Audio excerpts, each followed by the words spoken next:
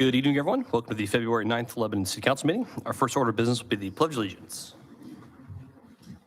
Pledge allegiance to the flag of the United States of America and to the republic for which it stands, one nation, under God, indivisible, with liberty and justice. All right, move on to the roll call of members. Madam Clerk, the roll, please. It's Mike Kincaid. He's excused tonight. Keith Campbell. Here. Sandra Jasanowski. Here. Dick Robertson. Here. John Copeland. Here. Sierra Messenger. Present. Rob Hawkins. Here. Thank you. Okay, we have a quorum. We'll proceed. We had a little bit of clerical snafu, so we don't have any minutes for tonight. So move on to our first item here, which is a presentation from the Boone EDC. This is kind of an update of their year, I guess, and also kind of looking forward of what 2026 looks like. So, Andrea. Thank you, everyone. I appreciate your time tonight. And I did pass out some slides ahead of time. I will try to be quick on this. And really, it's more of an opportunity for you to ask any questions that you might have of the Boone EDC. So again, my name's Andrea Kern, and I am the CEO of the Boone Economic Development Corporation. I've been in my role since April of last year. And so I was thinking about all of the things that we accomplished in 2025 and also really excited to tell you about what we have planned for 2026 as well. So on that first page, you can see our current team also includes Shelby Farthing, who is our Director of Strategy and Innovation, and she's working very hard on some of our priority areas within our strategic plan, which include housing and childcare, as well as some of our small business supports as well.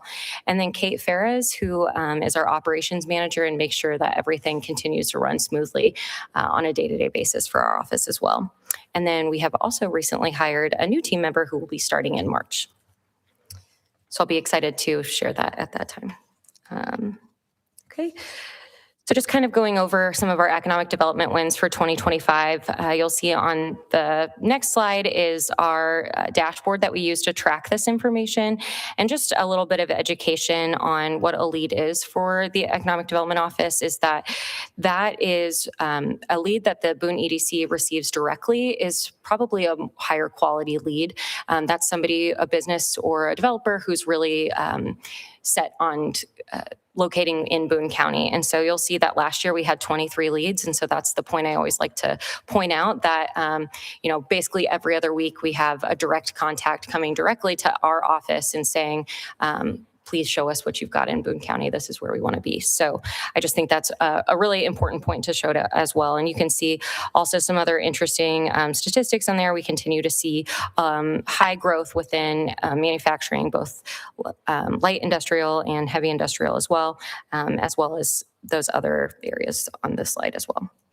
So then just a little bit about us and our primary purpose, that we're working every day to increase tax dollars for public services, increase industrial and commercial assessed value. And then, of course, we do that by recruiting and retaining businesses throughout Boone County. A large part of what we do is responding to those proposals for new and expanding businesses, as well as collaborating with our municipalities and businesses throughout their entire life cycle. Even more important moving forward is going to be our focus on attracting residents to the county as we kind of move from the property tax model to more of an income tax model, is that we really see us focusing even more on that kind of housing piece and making sure that we are creating a really high quality place for people to move to. So some of our wins from 2025, from an attraction side, we had, created 281 jobs with a combined payroll of 11.5 million and had a total phase one investment of 136.4 million. And that included Fiber Global and Ring Container Technologies. Both of those were in Whitestown, 2 existing buildings, as well as 47 commons just north of here as well. On a major expansion projects, you were the beneficiary of all of those. So that included GXO's expansion, Caterpillar's expansion, and Newcold, with a total new jobs of 1,340 and a total annual payroll impact of 66 million. So again, just a really high, this was a very successful year for our first year, for sure. We also place a large focus on that business retention and expansion, pouring into our businesses that are already here. We do that by business retention and expansion visits to our local employers, as well as 8 behind-the-scenes tours. And Mike usually comes to all of those, but we would love to see all of you at those as well. We do one almost every month as well. And we are also, the position that we're hiring that will start in March is specifically focused on that business retention and expansion piece as well. And kind of going back to our quality of life pieces, we closed out our Ready 1.0 grants this year, including the 180 in color and the 180 makeover projects. So you can see those as well. And then our Boone County Early Learning Coalition, if you've heard much about this, we did formally file a 501c3 for that. We've been working from the economic development lens on attracting providers here. And so we've been in conversations with many of those within the area, trying to show them different sites and work with them so that we can hopefully bring them here and continue to build up that infrastructure here. The other side that the Early Learning Coalition works on is that provider support. So a lot of these providers don't have a lot of time to do professional development. So we've been working with Purdue Extension as well as some other specialists within the field to try to increase that quality as well for our Early Learning Coalition. And so I see the EDC kind of continuing to work within that space, although it's not going to be our primary focus, really seeing that as like a lifelong learning perspective as well.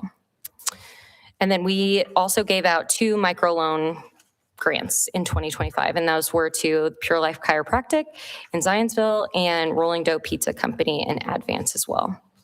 So that's a little bit about what we accomplished in 2025, but now that we're fully in 2026, just want to share some things that we're excited about this year.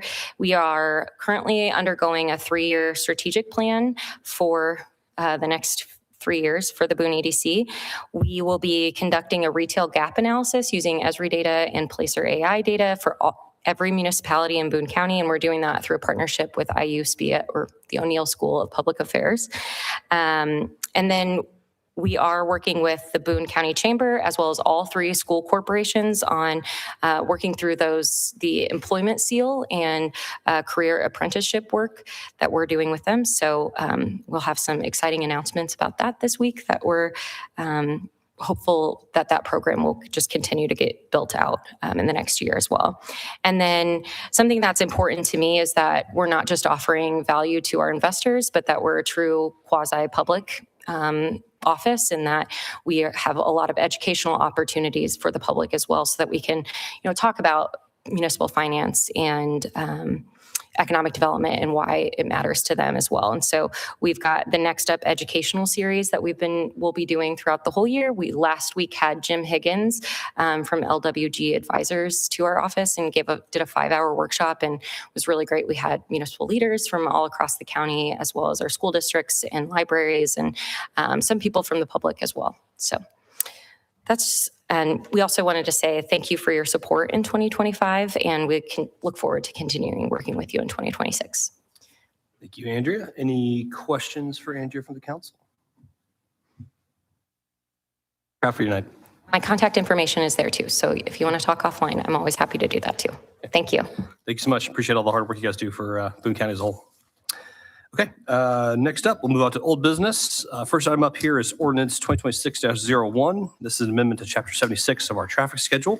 This is concerning the 3-way stop at Angley Way and Grant Boulevard. Kevin. Thank you very much. It's old business, so I won't go through all the details, but you know what this is. This is amending our traffic schedules to add a 3-way stop at the intersection of Angley Way and Grant Boulevard there as you go into Angley Gardens. Any questions, concerns from Kevin? No, just a thank you from the neighbors. They've been asking about this for quite a long time, and they're greatly appreciative that we're moving forward on this. So thank you, Kevin. Welcome. Okay. Rob, going to read it? Second reading, please. Thank you, Mayor. Council Ordinance 2026-01, again, is an ordinance for amendment to Chapter 76 traffic schedules. Whereas this council has jurisdiction over the public thoroughfares and streets within the corporate boundaries of the city and believes it's in the best interests of the public's health, safety, and welfare to amend Chapter 76 traffic schedules.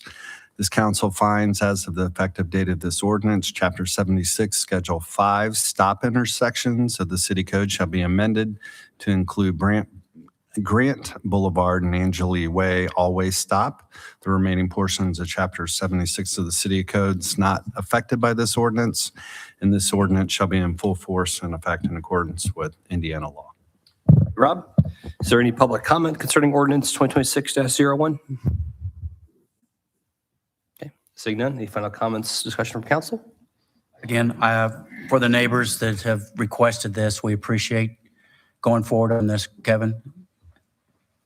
Is there a motion? I would like to make a motion that we approve ordinance 2026-01. We have I'll mo- second. Motion approved and a second from Sandra. All in favor, say aye. Aye. Those opposed?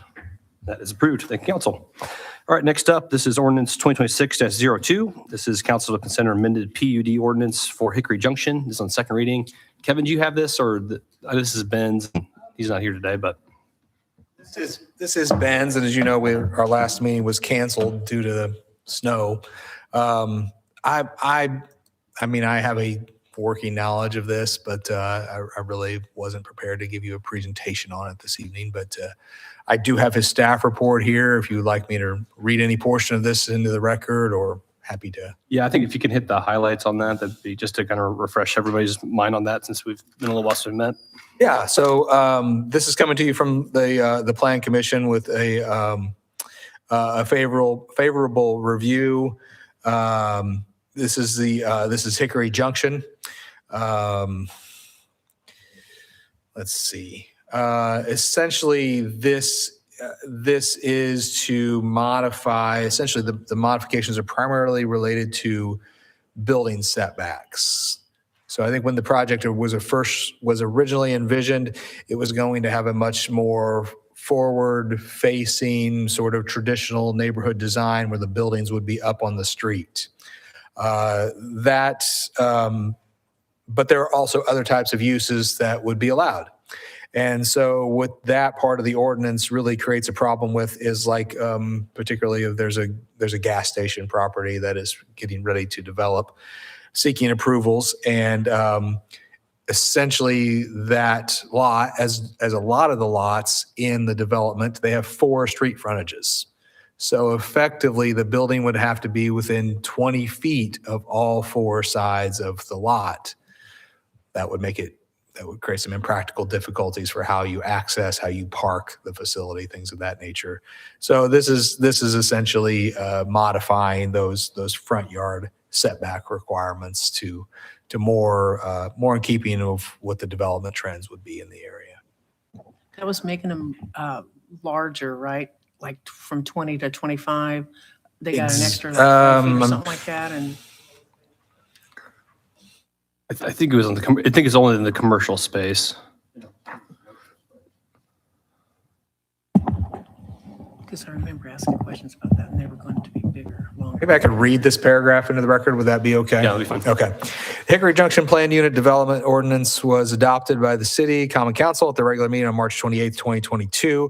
Council Ordinance 2022-06 and updated by the council at their regular meeting on September 9th, 2024. Council Ordinance 2024-13. The PUD ordinance established the land use zoning and design standards applicable to the subject property. The development was proposed to contain a mix of uses anchored by the sports field house that contains basketball, volleyball courts, pickleball courts, and a turf field. Additional commercial uses to support the field house would include hotels, restaurants, other retail uses. The southern portion of the property was planned for a 200-plus unit multifamily development.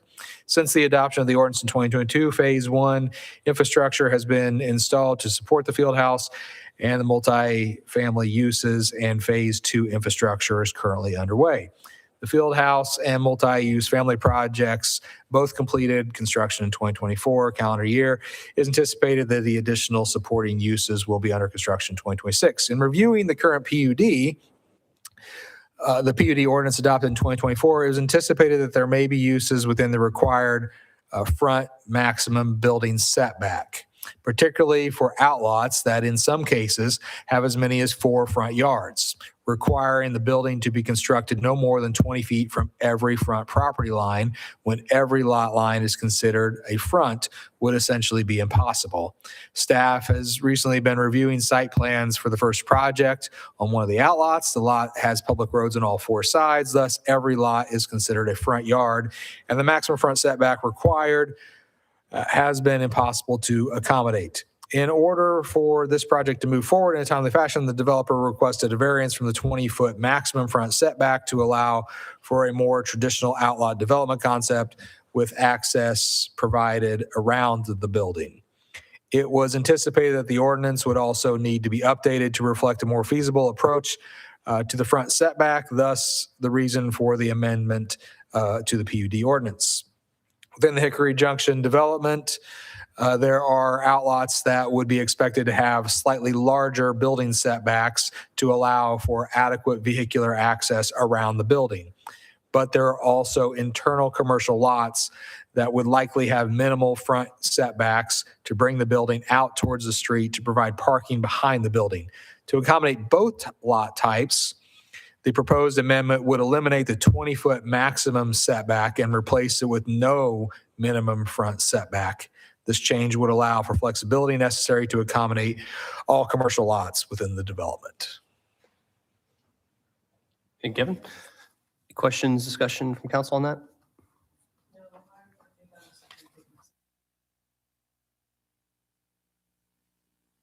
Yeah. Oh, that's probably the next item for your consideration is some PUD amendments. Rodman, read that on second, please. Thank you, Mayor. Council Ordinance 2026-02 again concerns the Hickory Junction PUD District, amending Ordinance 2024-13. As Kevin indicated, this council adopted Ordinance 2024-13 on September 9, 2024, establishing the Hickory Junction PUD District and associated land use development and design standards. The Lebanon Plan Commission heard petition docket 25-52 with regard to the subject real estate described in Exhibit A and forwarded docket 25-52 after conducting a public hearing with a favorable recommendation to this council with a vote of 6-0 in accordance with Indiana law. So this council finds as follows, and we went through this at the last meeting, so I'll just highlight it. But Exhibit A, Section 1, it's several pages, but it deals with the applicability of the ordinance. Section 2 is the definitions. Section 3 addresses the concept plan, and that's also in Exhibit B of this ordinance. Section 4 addresses the underlying zoning districts. Section 5 has all the permitted uses that are in there. Section 6 deals with the overlay districts. Section 7 addresses in several pages the general regulations of this PUD district. Section 8 deals with the development standards that are pretty detailed, again, on several pages. Section 9 addresses the design standards and the imagery and the pictures that Ben went through last time. That's all in Exhibit C as well, and that covers several pages. Section 10 addresses the pedestrian network standards. And then Section 11 and 12 deals with just the permitting procedures, vacations, and right-of-way. And again, this ordinance shall be in full force and effect in accordance with Indiana law. Thank you, Rob. Any final comments from council? Any public comment concerning ordinance 2026-02? Is there a motion?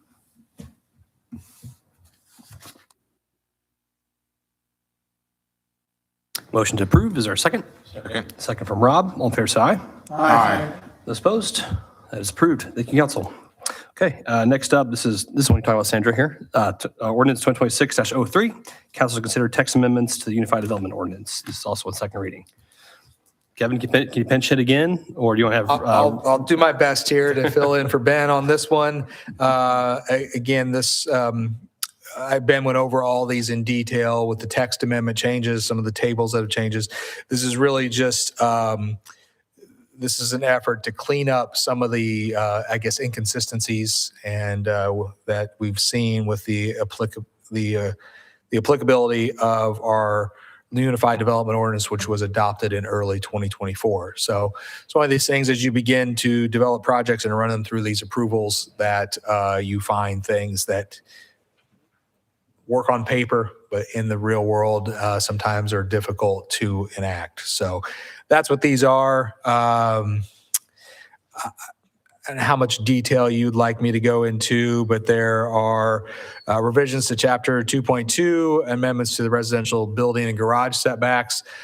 This was primarily, we have a front yard setback, and we were seeing some practical difficulties with the ability to park a vehicle in front of your garage doors. So this essentially creates a garage setback of 25 feet. A little more room, enough room to park some of the larger vehicles and have room to maneuver around those vehicles. It still keeps a minimum building setback of 20 feet, but the garage has to be pushed back 5 feet behind that. Chapter 2.1 is amendments to the thoroughfare overlay districts. When the PUD was updated, the prohibited use list from the former UDO was essentially transferred over. It has since been determined that the list does not properly match up with the uses and definitions from the new UDO. This update corrects the use of terms to correspond with uses in the current use table and also adds a handful of uses identified in the new UDO prohibited list. Revisions to Chapter 3.2. Amendments to the use matrix. Staff determined that the zoning districts where major impact utility projects versus minor impact utility projects were permitted and conditional uses should be reversed in most cases. This amendment makes major impact projects conditional and minor impact projects permitted in the respective zoning districts. We feel like that was maybe just a typo in reversing minor and major in the language, which is why that's going back. So essentially saying all major utility projects require additional scrutiny. Chapter 3.3, amendments to use definitions. Staff made a handful of minor revisions to several use definitions to clean up potential gray areas that have been discovered where it wasn't clear where a particular use fit in the definitions. There's also a modification to the requirements for solar projects to make it clear they are required to meet drainage standards from the stormwater ordinance. So essentially, the UDO was duplicating drainage standards that were already in the updated stormwater ordinance. So this basically now just strikes that and defers to the stormwater ordinance. Chapter 4, Exhibit A, LEAP land use table amendments to permitted uses. Staff determined that the data center uses should be strictly limited to the mega site subdistrict in the LEAP district and thus remove the use permitted from advanced manufacturing and mixed use districts. So again, this is restricting where data centers can go, and it's only in the mega site area.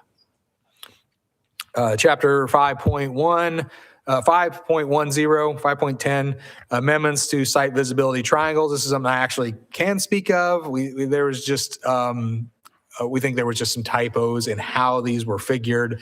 And essentially it was stating that site use triangles were measured from right-of-way line to right-of-way line. Well, that's not really appropriate and creates huge site triangles that aren't really feasible. So in the new UDO, the distances identified for determined site visibility triangles were measured from the center line intersections of intersecting streets and drives. In some cases, because of the width of the drive and the street, the triangle did not, this is also the inverse of what I described earlier. The triangle did not extend outside the right-of-way. It was entirely center line to center line. On large streets, it fell in the pavement. So this amendment changes the standard to measure from the intersection of proposed rights-of-way line rather than center lines. Chapter 6.3, amendments to parking standards. Staff realized after the fact that there were no minimum parking setbacks for property lines in the new UDO. This has not yet been an issue. The amendment adds a minimum setback for all projects moving forward. Additionally, required minimum aisle widths for angled parking were mistakenly reversed in the chart, so this has been corrected. Chapter 6.4, amendments to sign standards. Staff discovered multiple conflicting wall sign standards in the new DO, so this amendment cleans up those conflicts. Chapter 7.31, amendments to utility standards. The sanitary and water supply standards are being amended such that when a well or septic systems are required because of the lack of municipal systems, the proposal must be approved by the Utility Service Board in addition to the required permitting from the Boone County Health Department. So adding another layer of oversight there. Chapter 8.22, amendments to short-term rental permits. The new UDO did not include the definition of a short-term rental, so this amendment adds an appropriate definition to this section.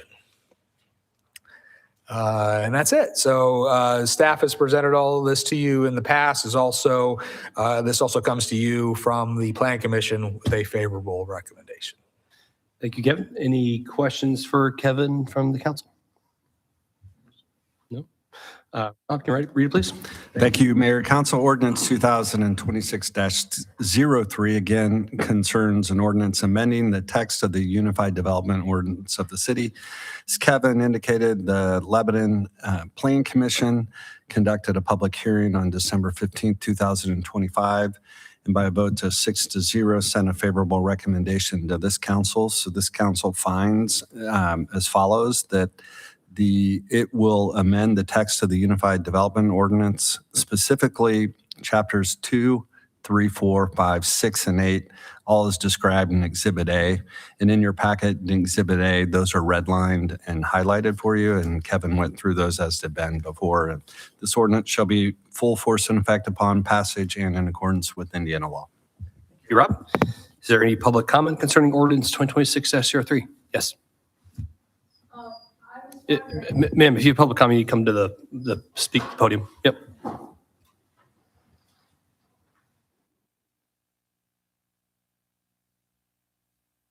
Hi, my name is Jane Rappenchuk. Thank you for allowing me to speak. It was very rapid, but am I to understand that part of this ordinance says that only data centers can be in the LEAP district? No, right now that's currently in the LEAP district, it's a permitted use everywhere. This narrows the area where they are permitted. To only the LEAP? To only in the mega site. No, the LEAP has its own different districts within it. And so there's like 3 different types of sites in the LEAP district, and mega sites are one of those types of sites. And so they're only limited to those sites. Okay, because there's no water there for data centers anyway, so it makes no sense to have data centers there.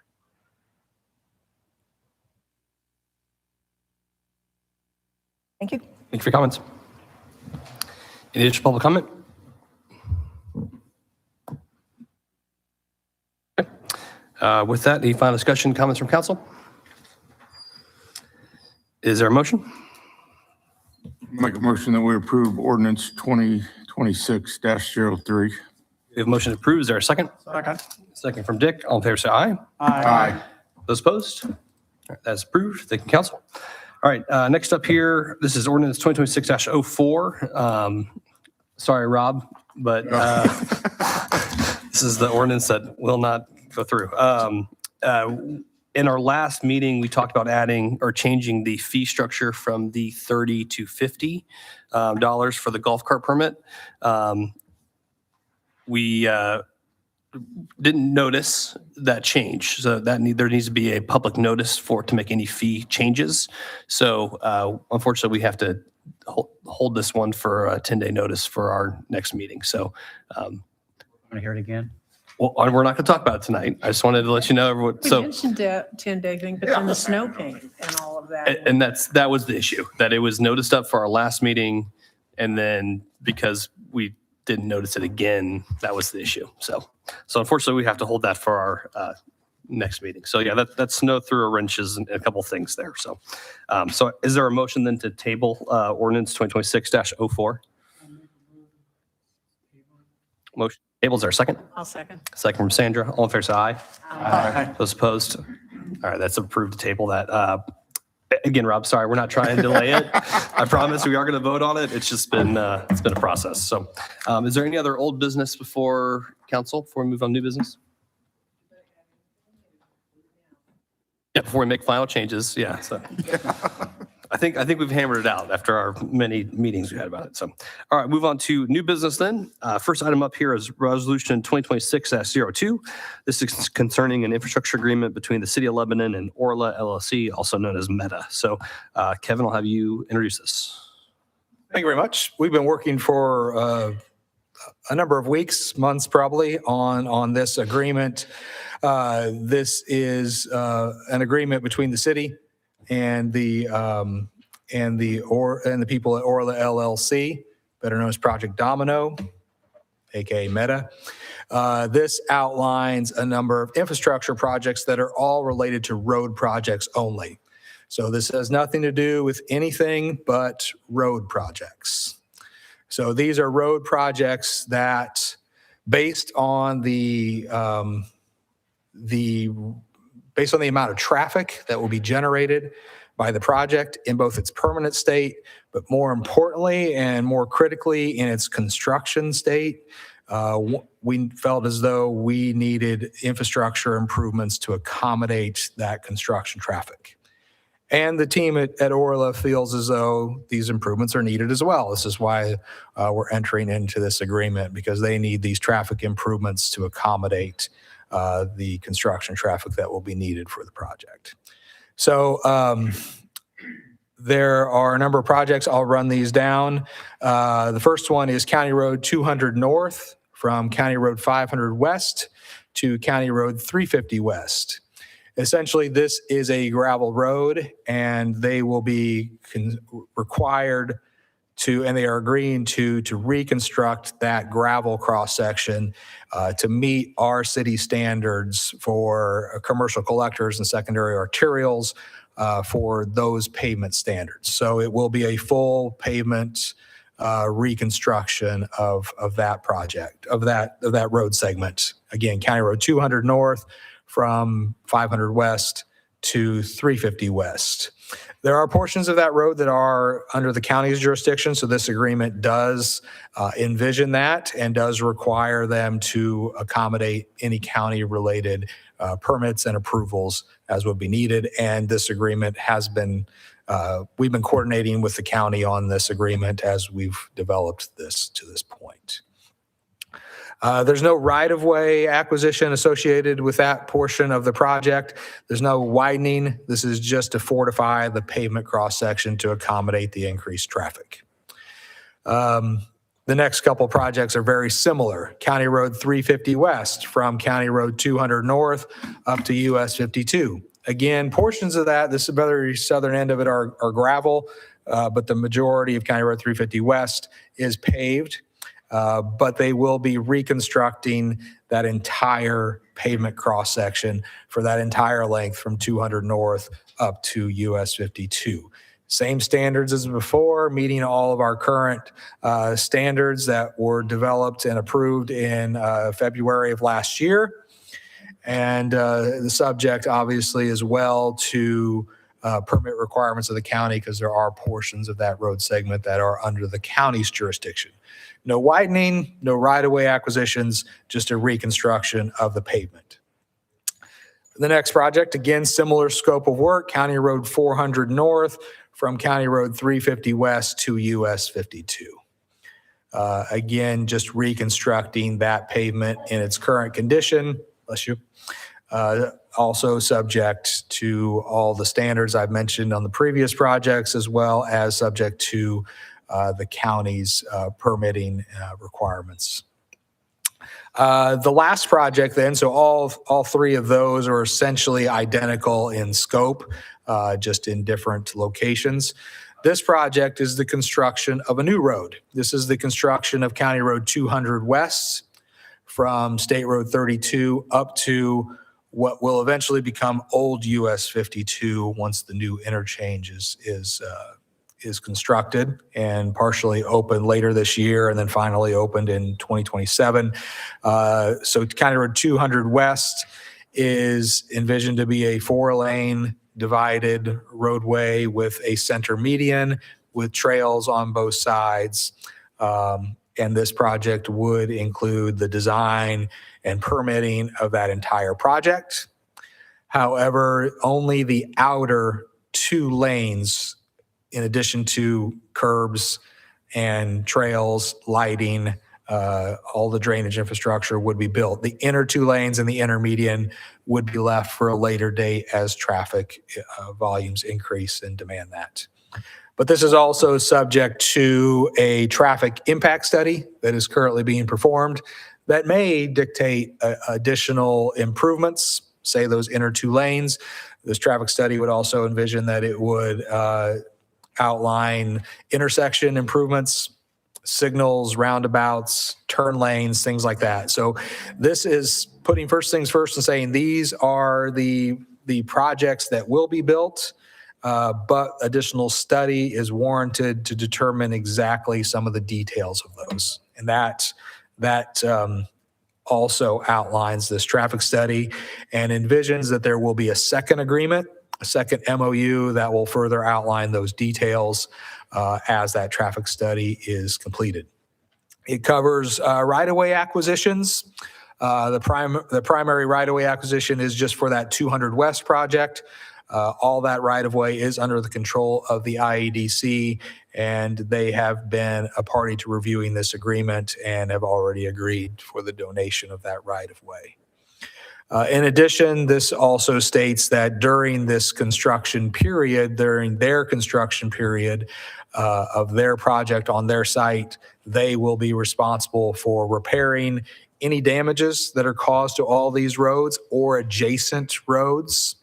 And those will include any damages, but also include any excessive wear and tear that might be seen after they make these improvements.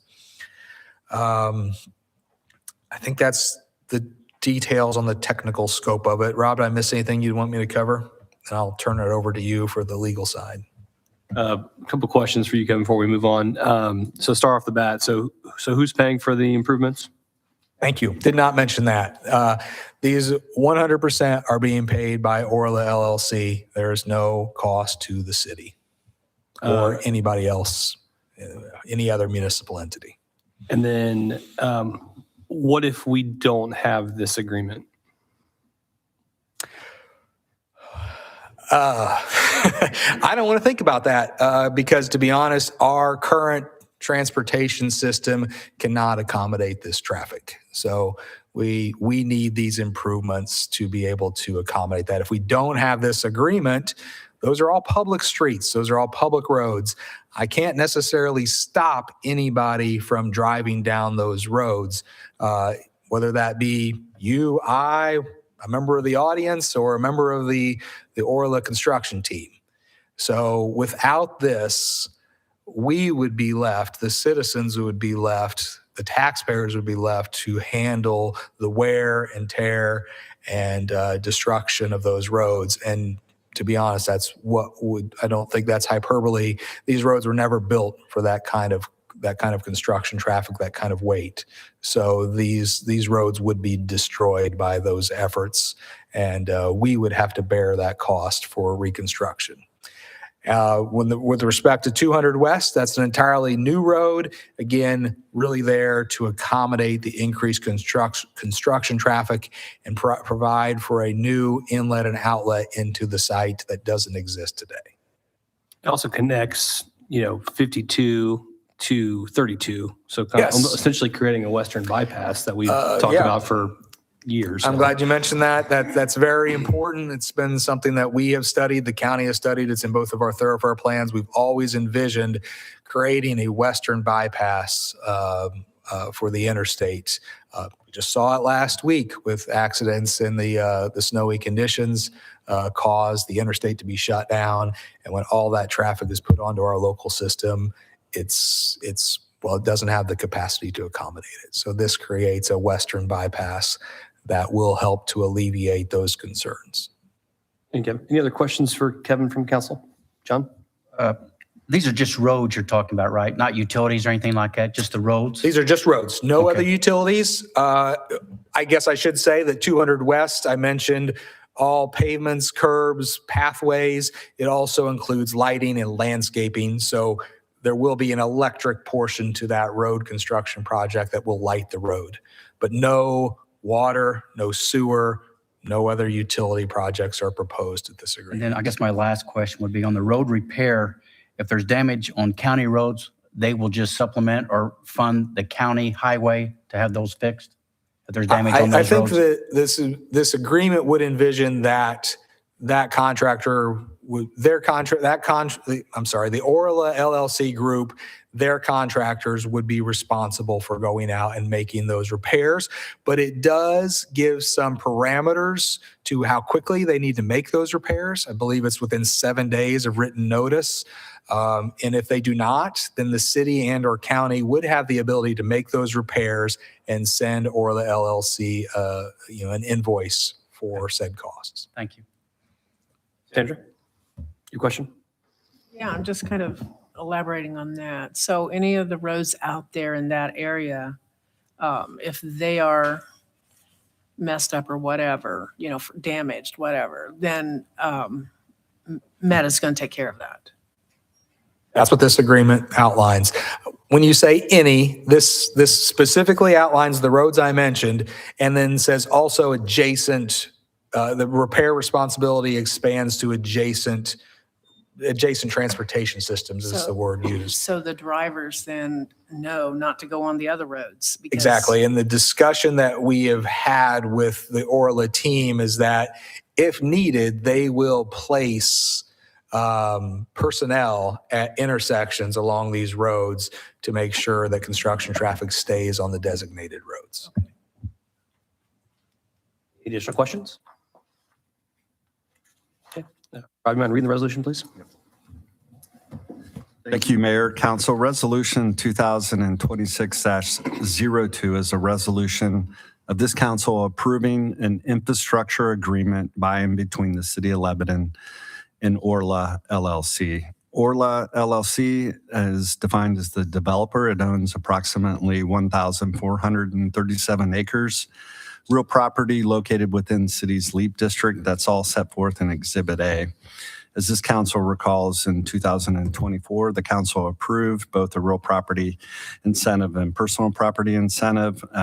In connection with the project, the developer desires that the city entered into this certain infrastructure agreement with the developer, and that's in substantially the form as Exhibit B, and that's what Kevin went through. So this council would find that the proposed agreement set forth in Exhibit B, which you've been presented, is hereby approved. The mayor is authorized to execute this agreement and any other associated agreements. And this resolution shall be in full force and effect immediately upon its adoption. Thank you, Rob. At this time, if there's any public comment concerning Resolution 2026-02, please come forward to the podium, state your name and address for the record, please. Thank you. And also, if you can, keep comments to 4-ish minutes, but I'm not so stickler on it. Howdy, my name is Colleen Curtin. My address is 1100 42nd Street in Indianapolis, Indiana. I have a lot of questions, and I hope you have more questions about this.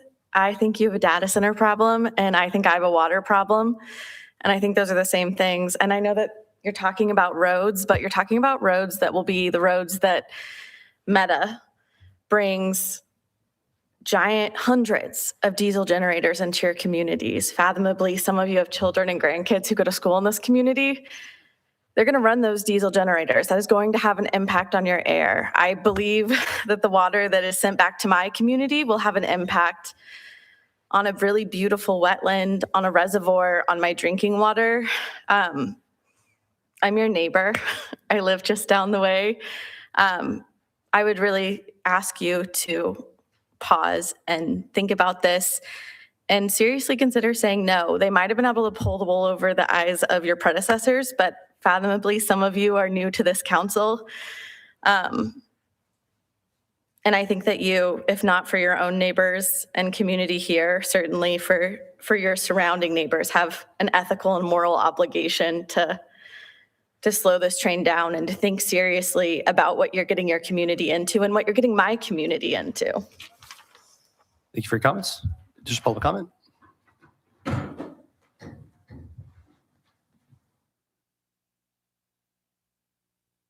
Good evening, Mr. Mayor and council members. Thank you for entertaining us this evening. My name is Dan Boots, and I'm the city county councilor from Indianapolis, District 3. I chair the Parks and Recreation Committee in Marion County, and I'm here today just to highlight some points that are concerning to my constituents and the citizens of Marion County about the LEAP water project. We're obviously quite sensitive about taking money out of a sensitive ecological area as Eagle Creek and then bringing back 25 million gallons a day into a sensitive bird sanctuary area that's recognized nationally as a top Audubon bird watching area. And we think that will not be able to handle 25 million gallons a day when this operation is full up and running. Issues we also have, just to highlight some of them, I don't want to belabor you with all the concerns we have, but the discharge outfall that the engineering company is currently picking is in the most sensitive area of Eagle Creek. We would strongly urge the council and the engineering company and the Lebanon utility company to change that discharge, make it into a much more robust area and less sensitive area, move it upstream from the reservoir so it has more time to dilute and blend in with the natural water before it just gets dumped in. Currently, the discharge is in a marshland, which is good for for birds and migratory birds. And intentionally, as the water's lowered, particularly in the fall, to allow nesting areas for migratory birds that come across Indiana. And we intentionally lower the water to provide better shoreland for these birds. And we're concerned that 25 million gallons a day in that marshland area will take away a lot of that mud, the mud flats, and be damaging for the birds. We're concerned also about, we understand there's a pre-treatment program for Lily and Meta. We're concerned, though, with the current state of IDEM in Indiana and current legislation pending in the State House that may remove a lot of the incentive for IDEM to enforce its own laws. That causes us grave concerns because without that enforcement mechanism, that would require individuals to really bring suit against the utility or Citizens Energy to comply with their own licenses and their permits, particularly the ones that deal with pollutants from industrial facilities. We don't know what these future sites will generate in the way of wastewater. The pharmaceutical companies, it's proven that even your commonly publicly owned waste treatment center cannot detect and remove all pharmaceuticals out of wastewater. And it takes additional biological filtering and different bells and whistles to really cleanse the water before it's able to even be put back in the natural bodies of water. And it's by no means potable or drinkable at that stage. It must go through a much further treatment process before that. Councilman, so sorry to interrupt you, but do you have comments related to the resolution? Or do you just kind of a general, because tonight we're talking about an infrastructure agreement. Right. So, I mean, I understand you're opposed to the discharge to Eagle Creek Reservoir. I understand that. Yeah. In front of the council tonight, I mean, you sit in these chairs too. Yep. I mean, we're trying to understand is resolution 2602 a good or bad thing for the city of Lebanon? Sure. I appreciate that, Mr. Mayor. I just want to make sure the citizens of Indianapolis have a voice and that they're heard. We feel we are not being heard down in Marion County and Citizens Energy. It was a surprise, this whole project. Been working on it for 2 or 3 years, and just 3 or 4 months ago, it became noticed when people started getting eminent domain notices about having the water pipes put through their yard. So I appreciate your indulgence on letting me speak. So we just want to, as the prior speaker said, we just want you to be compassionate and analytical on this and realize it has much greater impacts.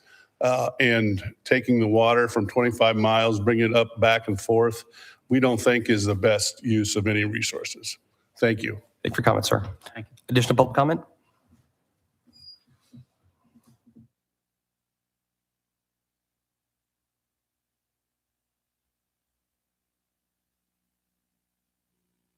I live at 9095 Pebble Point Circle in Zionsville. Thank you for allowing me to address you. I guess my question is, with this, it does seem that there are a lot of questions about the data center and concerns about data centers all over the state, and the benefit to versus risk to citizens, and that many people have asked for some moratorium. If this resolution was not passed, would it allow a pause in the whole process of building out and slow things down for more discussion? No, it's already been approved. They're already under construction. Okay, thank you. Thank you for your comments. Additional public comment?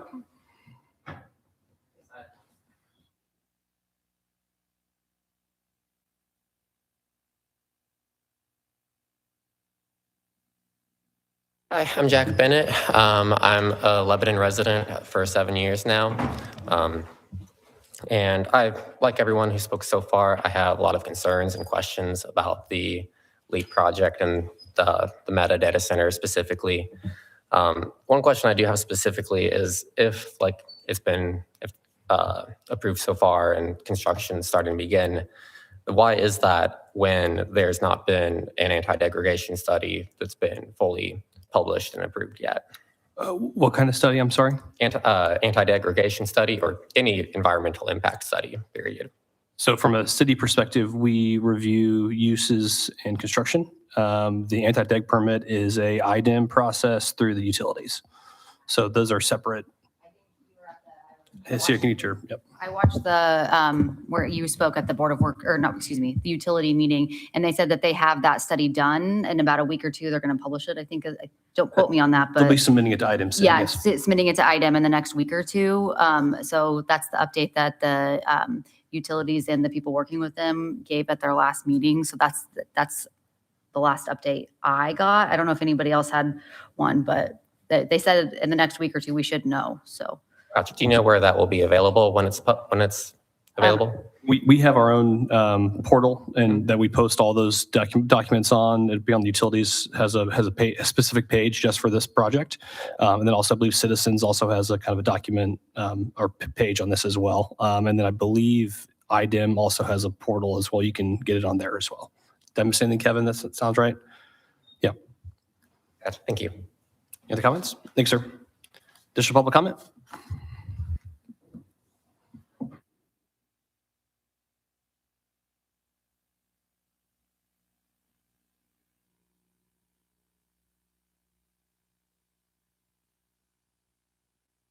Hello, my name is Phil Graybeal. My parents live here in Lebanon. I grew up here. I'm very concerned about this community and the air quality for my parents, as well as myself. And when I heard about the data center, my first thought was, where are we going to get the water to support this data center? And are my parents going to run out of water? But then I found out a few months ago, the water is coming from the community I live in now, out at Eagle Creek, which is even more concerning because of the impact it might have on the environment there. So I'm asking you to vote no on this resolution. Anything to discourage Meta from building this data center, that's not supported until they have their own water sources and aren't stealing it from my community. Thank you. Thank you for your comments. Additional public comment?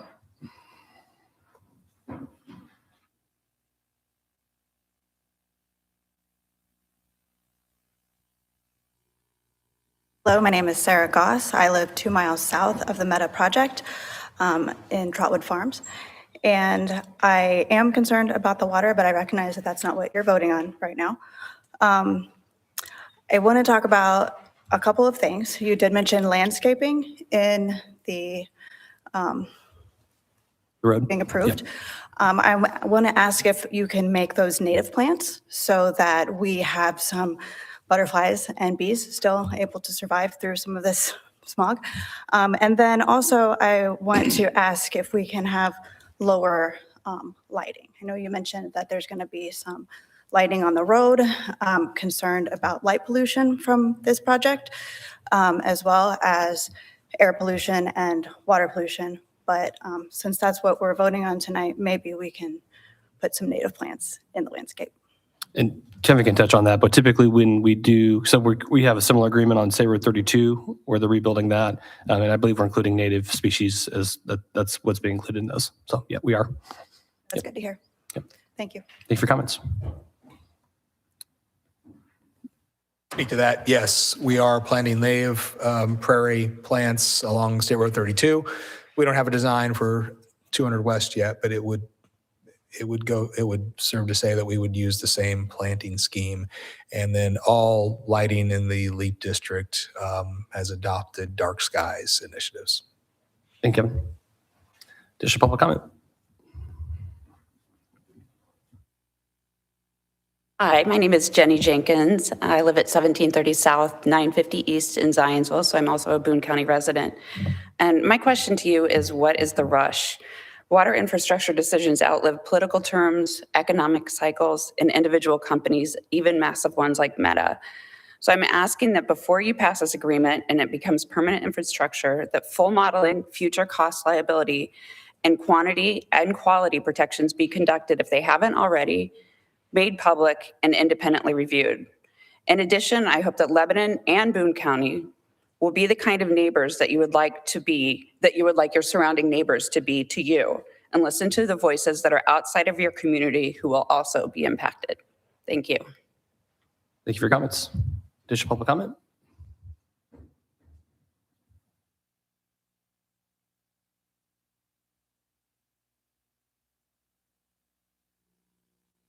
My name is Spencer. I am a resident in Indianapolis off of Eagle Creek.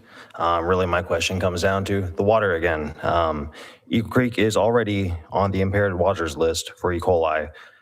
So why are we going to be adding discharged sewage to an already impaired creek? So are you aware there are 3 other wastewater treatment plants that currently discharge to Eagle Creek Reservoir as well? So my point in that saying is that it's not a natural fed reservoir, right? I mean, it's currently being, that's how it operates now. Our system will be the newest system here, right? We'll have the whole, I mean, the risk, we will not be the bad actor on this situation, and that all that is monitored through this process as well. I understand that, but looking at the Lebanon utilities IDEM ratings, they were marginal as of 48 days ago. So this is already a problem that this city is dealing with. And you're just going to be pumping wastewater into a creek that already has a problem. We're not pumping wastewater, it's treated effluent, right? So I think I know that may sound similar, but there's a very important distinction between those two things. So we're actually not pumping wastewater into Eagle Creek. I have nothing else. Thank you for your comments. Additional public comment? Sure. I just want to echo something I heard repeatedly, which is the IDEM will look at things. Your community trusted the state of Indiana, and now your community is dealing this. When your neighbors are coming to you with their concerns and your community members are coming to you with their concerns, saying, trust the folks that let us down is a really wild argument. I also want to push back, Matt, on because there's already wastewater in Eagle Creek or going into the creek does not mean that the millions of gallons that will be coming from Lebanon are somehow equal to that or negligent. Like, that's a significant amount of discharge. However, whatever euphemistic way we want to describe this water that will have been through whatever Lily puts it through, whatever Meta puts it through. It is completely just and fair that people have questions. And I know that IDEM can do a study, but the city of Lebanon can make these giant corporations do a study too. You are not powerless. You are elected officials in positions where you can make decisions. And I really challenge you and echo what a resident of Boone County said, which is be a neighbor that you would like to have. As your neighbor, please be a neighbor that you would like to have. I think you didn't get a great shake. I think this is bad for your community, and I think it's bad for my community. And I think if we work together, there's a solution there. But I don't think it's fair to pretend that the discharge that is currently being put into the creek is somehow equal to or similar to what is about to becoming our community's way. People here tonight express concerns about our water, but we also express concerns about your air. This is not a selfish endeavor. I am very concerned about your community's air, and I will fight alongside you to protect it.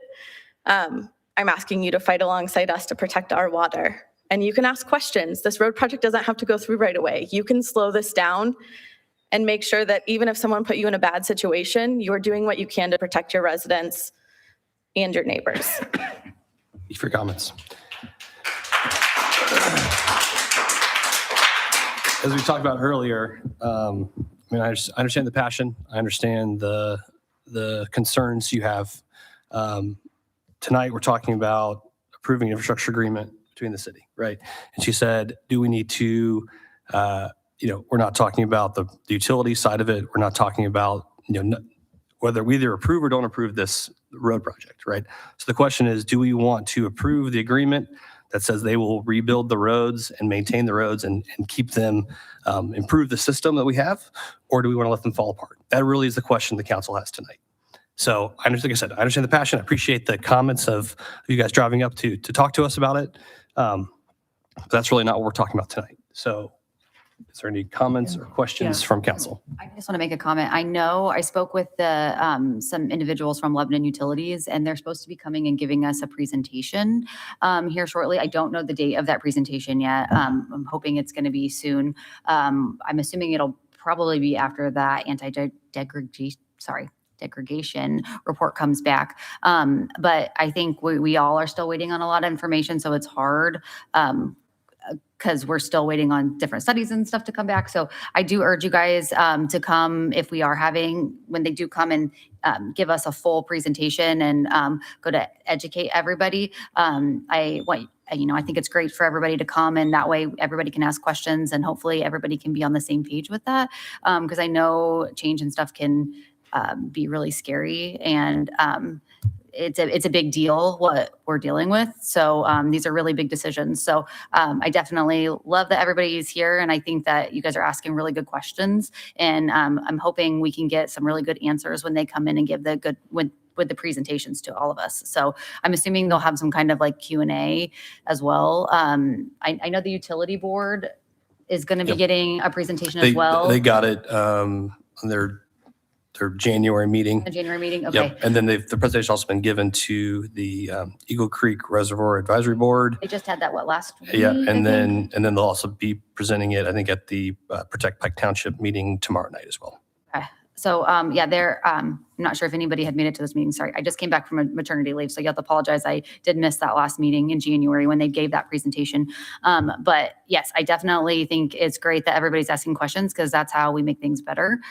So I appreciate you guys coming. I know it kind of feels like you guys are probably getting a little bit of pushback, but it's just because, we all are in it was at a approved tough in spot. 2024. Yeah. So, but yes, hopefully everybody can come to that meeting and they'll be able to answer a lot of people's questions. So, some of ours included. So. Sure. Speller over here said that this is how you're going to get your roads fixed after they use them. Do you have the ability to control the weight of the trucks that drive on your roads? Not if it's public road, no. Is the county able to do that? No. Just the state? Yeah. You all should be much more angry at the state of Indiana. As someone that believes in local control, I agree with you. Yeah. Please, at every chance you get, please gum this up and slow it down and make it more convenient for them to do this somewhere else. For the love of God, Menlo, California looks like a great place to locate a data center. Sandra? Yeah, I was just going to say, I appreciate everybody's remarks and comments, and have to say, it's sad for all of us too. The bad thing is that we didn't have any opposition when it was time to vote for Meta. Meta's going. Everything, the main thing here is the roads today. If it was a chance to say no meta, I would be right with you, but nobody was here when we were voting on that. And I'm sorry about that. I really am. But I am glad you're here now so that we can get all these concerns, bring more so that we can handle the water issues. Because we didn't have any input before. And if I don't hear like what you're saying right now, I have no reason to object to anything. So I appreciate your comments. And I'm going to have to vote that we need the roads because we do need those roads covered.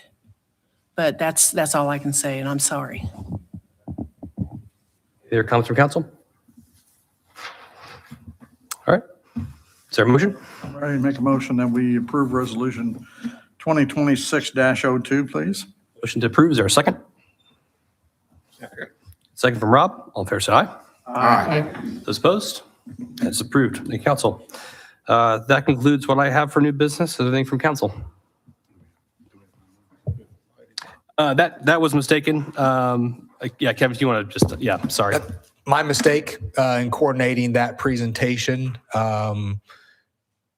We had tried to get it scheduled for tonight. The engineering team was not available tonight.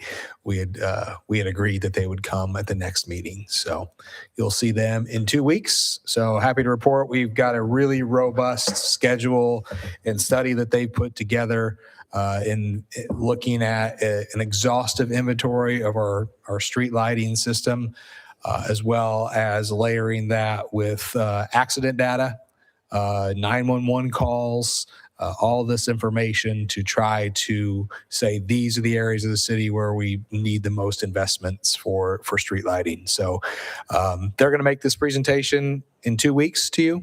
And then assuming there's no major issues with that presentation, we'll immediately go into bidding for construction of that. And that was a BOT contract that was approved last fall. Sorry about the mix up there on the agenda there. That's on me. Okay. Any other new business from council? Okay, move on to claims. Entertain a motion concerning the claims. Make a motion, we pay the claims. Motion to pay the claims. Is there a second? Second from Sarah. All in favor, say aye. Aye. Opposed? Any announcements or discussion? Okay, entertain a motion to adjourn. Make a motion, we adjourn. Motion adjourned. Is there a second? Second from Sandra. All in favor, say aye. Aye. Those opposed? Our next city council meeting will be February 23rd at 7:15 PM. We are adjourned.